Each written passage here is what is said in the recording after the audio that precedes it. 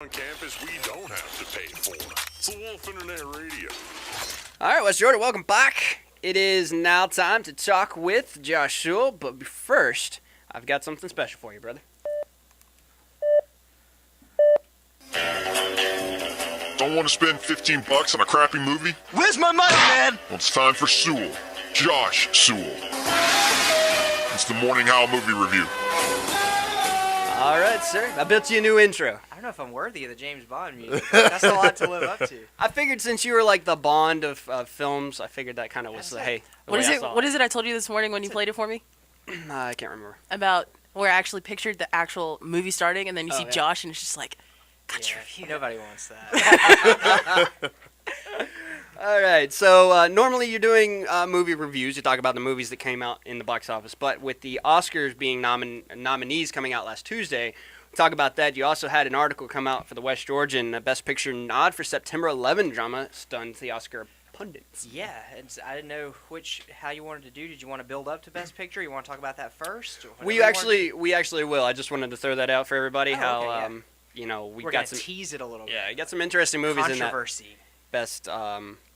Best Picture, which is, of course, the number one. Everybody wants to be nominated for that one. But we're going to talk about the the big ones, acting and supporting, actor, actress, and supporting, Best Actor, and then also Best Director. Yeah, and then we'll go with Best Picture. So I didn't actually know which one you wanted to start with. I've got the supporting ones pulled up first, Cool. so if you want to do that. All good. We can talk about that. We'll start with Actor.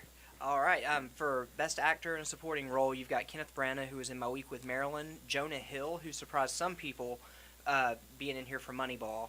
You've got Nick Nolte, who was in Warrior. It's an MMA movie that came out earlier in the fall, which I actually watched over Christmas. That's a great movie. Is it? And it's not how the description sounds. It's a lot better. It's a really great, underrated sort of little scene movie, so it's definitely worth a red box if you haven't seen it yet. Okay, and Nick Nolte is the best part about a great movie. So because when I saw the previews, it kind of looked like The Fighter, only MMA. a little bit, and the way I've been describing it is kind of like you've got two Rocky movies in one, because it's about these two different people who are competing for the title in this MMA championship, and it turns out, like, it's not a spoiler, you find out in 10 minutes in the movie, but like the two guys are brothers, and they're coming from two different places in life, but they each get sort of equal treatment in the movie. So you're like, I want both of these guys to win. Who's going to win?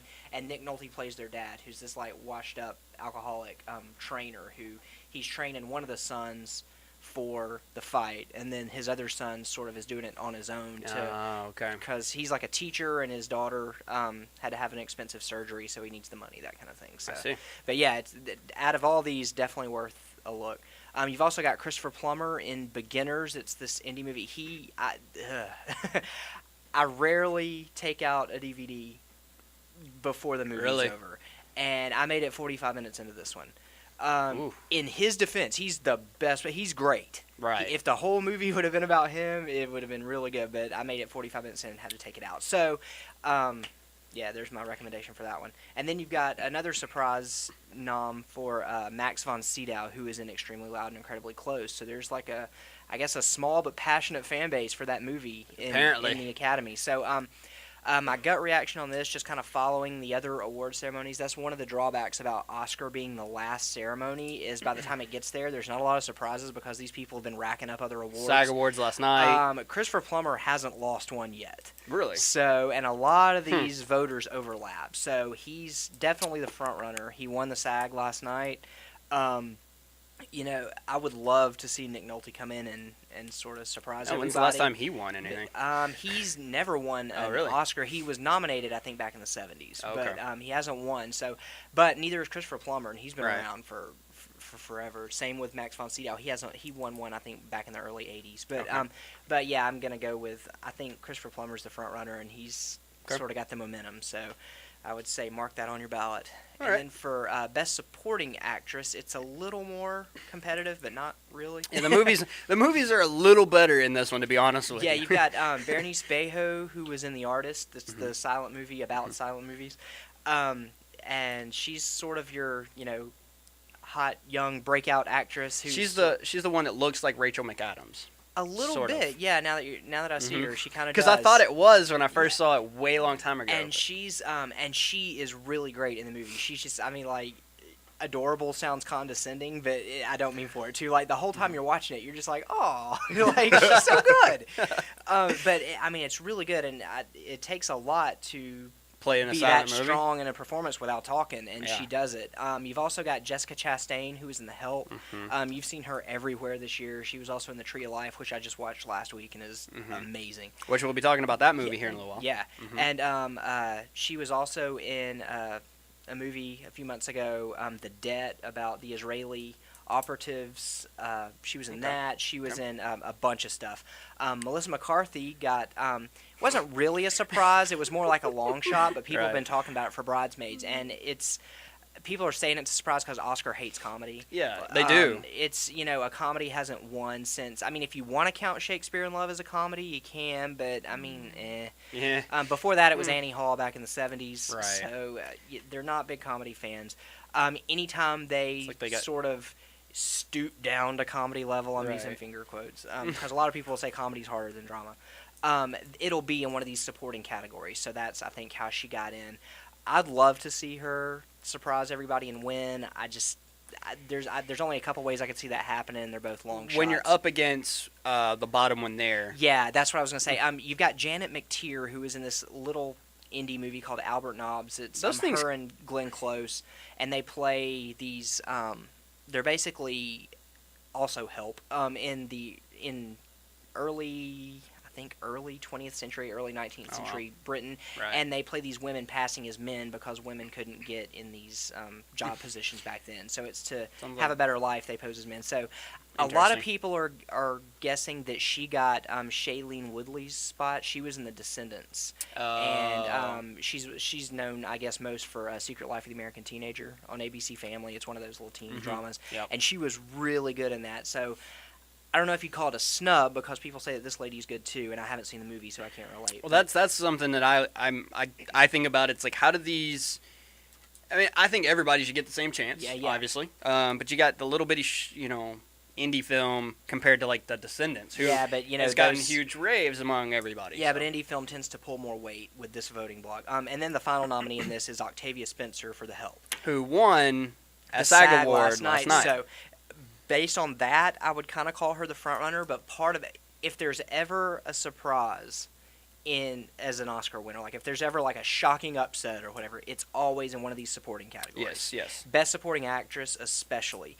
So my gut reaction, and I've been wrong a zillion times before, so don't. If you're making bets, don't listen to this. If you bet on the Oscars. Oscar party. People do. Oscar party. It's awesome. My guess is that Jessica Chastain and Octavia Spencer are going to split the Help vote. And meaning somebody else is going to sneak in. And the artist is getting a lot of love this year. And Oscar, well, at least a lot of love among the actors and the SAG and the unions. Yeah, and so if anybody is going to benefit from that, I would say, since everybody's loving the artist this year, it's going to be like the hot new thing, and that's this Berenice Bejo. Because Best Supporting Actress is filled with actresses who've won an award when they had a good performance when they were young, and then you never heard from them again. I'm not saying this is going to happen with her. She's clearly talented. Right. But I'm guessing if there's going to be an upset, I would say it's her. I'd love to see... This is her breakthrough role. Yeah, and I would love to see Melissa McCarthy, sneak away with this, but I just don't see it happening. I'd be in agreement with you in saying that the surprise upset would be Bernice Bejo for the artist. But if not, I'd say that Octavia Spencer's your front runner. I think if Jessica Chastain would have been nominated for Tree of Life instead, that it would have given either one of them a better chance, because they were both really good in both of those movies. But I think my gut is telling me that it's going to be Bejo's category. Okay. Could be wrong. That could be where I'm walking out on a limb. But All right, I guess when we move from supporting, we go to leading role. We'll talk about the actor in the leading role. You've got, I don't know how you say that one. Yeah, I was going to say it's Demian Bashir, I think, and it was from a movie that came out in the summer that got great reviews, and I don't think it played within like 1,000 miles of here. It's called A Better Life. New York and LA, that's it. And it's about,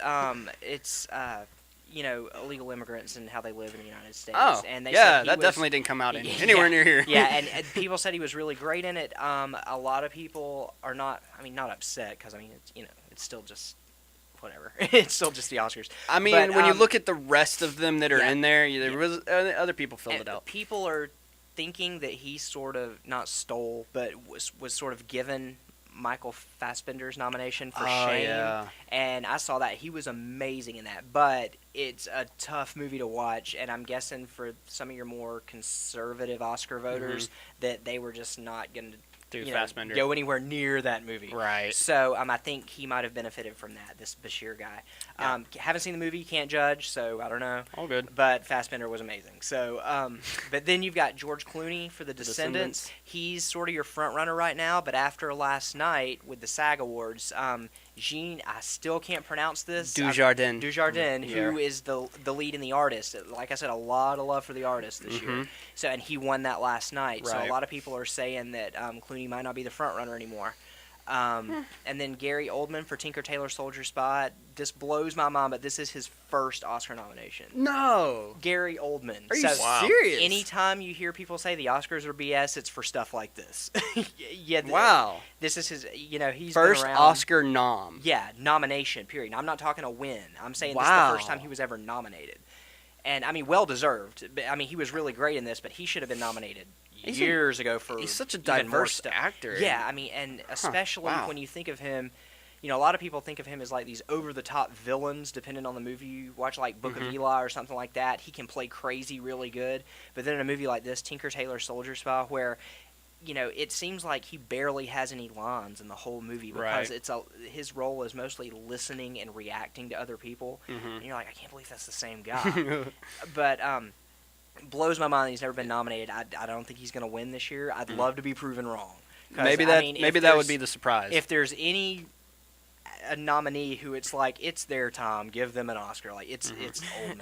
But I think the category is just too strong this year for it. Because final one then you've got Brad Pitt for Moneyball, and which was, to be honest, that's twice for Moneyball, supporting with Jonah Hill, and then Best Actor. Yeah. Was Moneyball really that great for Oscar noms of this category? I would say yes because they're good. But it was just a really strong year for both of those categories. I think you've got just as many people that were left out that could have been in there that I would have been like, yeah, I can see that. It was just a really strong year.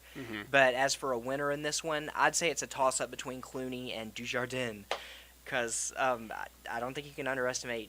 A lot of people are just saying that The Artist is sort of inevitable. Right. And that kind of thinking, even though it's bogus, sort of feeds into itself, and it's like a self-fulfilling prophecy where people are like, well, it's destined to be it. I've got to vote for it. Especially since it's a silent film, and there's not been a silent film since sound started. The last movie to win the last silent movie to win a Best Picture Oscar was the first movie to ever win an Oscar for it. Like, it was in the first Oscars, and there hasn't been one since. Right. So 80-something years later. Yeah. But I wouldn't even say it's the silent film thing. I would just say it's the Hollywood thing. Hollywood loves movies about itself. Right. But yeah, for that category, I'd say it's a toss-up between Clooney and Dujardin. I'd say the next couple of weeks, seeing how things shape out, will determine who wins that category. All right. For the sake of time, let's do this real quick. The actress in a leading role is Glenn Close for Albert Nobbs, and then Viola Davis for The Help, which was the only actress that got anything in The Help. Yep. Rooney Mara, which was the girl with the dragon tattoo. Do you think she could be the surprising upset? Don't think. I think her nomination is the win because people weren't even calling that one. So she was sort of a surprise into the category. And so yeah, I don't think she's gonna be a surprise this year. All right. Meryl Streep for The Iron Lady, and then Michelle Williams, My Week with Marilyn, which I do believe Michelle Williams to be a fantastic actress. Yeah, and she's really good. And in another year, I would say would almost be the shoe-in. But this one is going to be a toss-up between Viola Davis and Meryl Streep. With Viola Davis winning the SAG Award last night, I'm thinking she's got the stronger chance.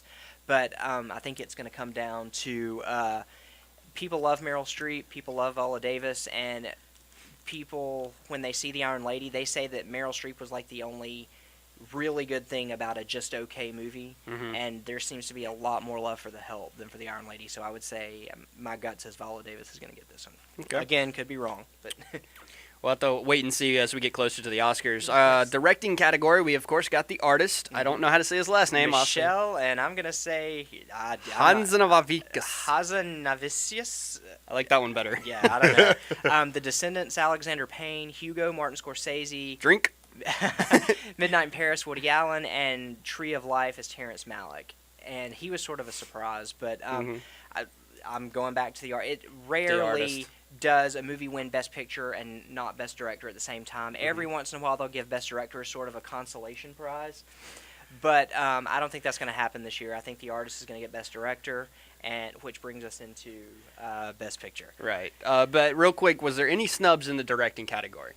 Not really, I don't think, because all of these movies also got a Best Picture nomination, and I've been saying the last couple of years, ever since they've extended it past the 5 nominees for Best Picture, I say if you look at your 5 Best Directors and they match up with your Best Picture nominees, those are your 5 that would have been Best Picture nominees in a lesser year. Makes sense. So, so I'll read. If this is a consolation prize year, I'd say maybe giving it to Martin Scorsese, because it's also a movie about old Hollywood, but on a much larger scale. So he had a lot more to do. Martin Scorsese. And it's Martin Scorsese. So I would love to see Terrence Malick pull this out for Tree of Life, because I saw that last week and I finally got around to seeing it, and it's amazing. But it's not for everybody. So I don't think he's going to do it. But I'm going to call The Artist for Best Director. That brings us into Best Picture. Which first up is The Artist. Right, and game over. I think that's it, because it seems to be sweeping all the other award ceremonies this year.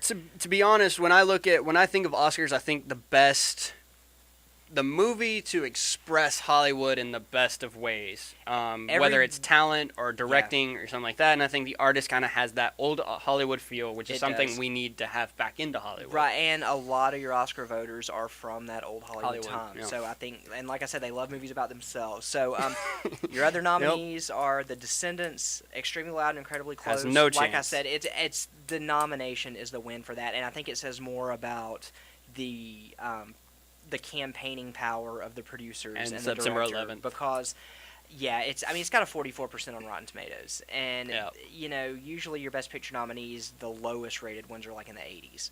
So The Help was like in the 60s, and then that's the lowest one if you don't count Extremely Loud and Incredibly Close, and it goes way down to 40s. So I think that's it for that one. You've got The Help. I think people would like to see that one win as sort of the audience favorite or mainstream favorite, but Oscar for the last, I'd say, decade or so hasn't really been about the mainstream. You've got Hugo, Midnight in Paris, Moneyball, Tree of Life, and War Horse, and those I think are just kind of your also-rans to fill out the category. It's going to be The Artist this year. Right. Another one, I mean, there might be a surprise upset. There's always that possibility. That's what happened with Crash the year that everybody said Brokeback Mountain was going to win. Yeah. But I just don't see another movie with that one's momentum yet. So in the article you wrote in the West Georgian, we talked about the September 11th drama, and you're pushing more for The Artist. Was there snubs that should have made it into this one that didn't? I don't think a lot of people were thinking that Bridesmaids might sneak in there as another kind of audience favorite, but it's like I said, Oscar doesn't like comedies, right? And I think that just it automatically had 2 strikes against it, and most people were guessing that this category was only going to have 6 or 7 nominees anyway. So when you've got 9 nominees and it still doesn't make it in there, you realize it never really had much of a chance anyway. So unfortunately, I would have liked to see it in there just to change things up. But But it probably wouldn't, like you said, never won. Anyway. Yeah, it was going to lose to The Artist regardless. So, all right. And we, in 3 or 4 weeks, I may be sitting back here talking about, boy, did I have it wrong. But exactly. Those are my picks right now. So. Oscars, of course, will be Sunday, February 26th, 7 Eastern Time, 4 p.m. is when the pre-Oscar ceremony I was going to say it starts at 7 for the people that like the what are they wearing kind of stuff. Red carpet. Yeah, if you just want to watch for nominees. Usually there's nothing else on, so I'll turn it on there and then do everything else that I need to do before the Oscars start. Yeah, football's over by then. So. Yeah, exactly. Oh, yeah. So we'll talk with you on the 27th for sure about the Oscar winners. We'll talk to you next week. A movie you possibly will review? I think next week is The Woman in Black with Daniel Radcliffe, the kind of creepy ghost story. So I think I'll probably see that. So. Well, I appreciate you very much for coming in. No problem. Always glad to do it. Joshua, you can catch his full movie reviews in the Times-Georgian every Thursday. Yep. All right, we'll switch gears. Actually, we're going to take a break. I don't want to, but we got to take a quick break because I've got to get a scone. And yes. So, you did that. All right, can you? It's not stopped yet. No, it's not. I cannot hear out of this ear. I swear. So here is Zach Brown. Keep me in mind. We'll be right back with more.